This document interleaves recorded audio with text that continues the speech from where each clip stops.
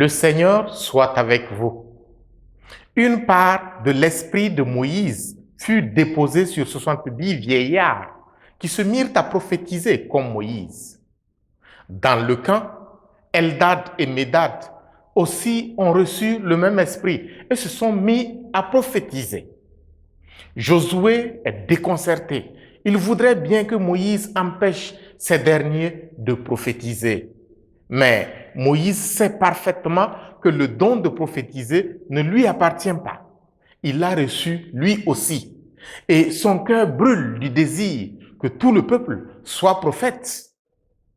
De même, l'Évangile nous montre l'apôtre Jean, déconcerté lui aussi par un homme qui faisait des miracles au nom de Jésus.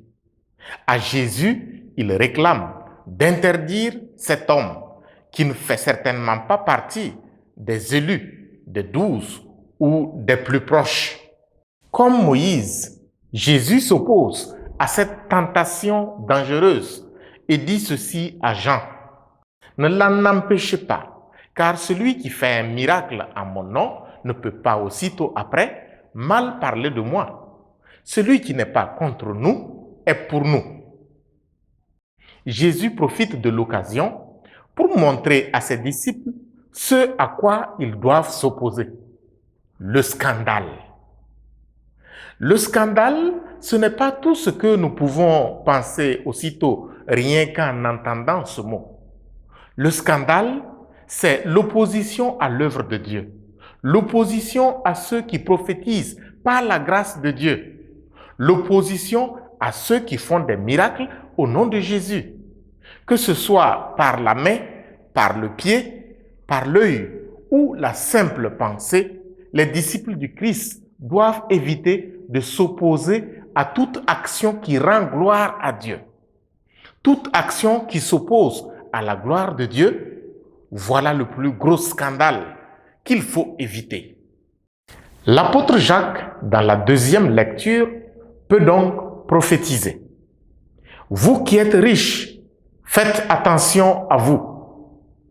Si vous gagnez votre richesse honnêtement, Dieu vous rendra davantage riche. Mais si votre richesse consiste à retenir un pourcentage sur le salaire de vos employés, si vous les faites travailler pour récupérer ensuite leur salaire pour vous, si la sueur et le sang des pauvres est la source de votre richesse, alors soyez sûrs que vous êtes un scandale. Un scandale qui sera sévèrement puni par Dieu lui-même. Cette prophétie dérange, pour sûr.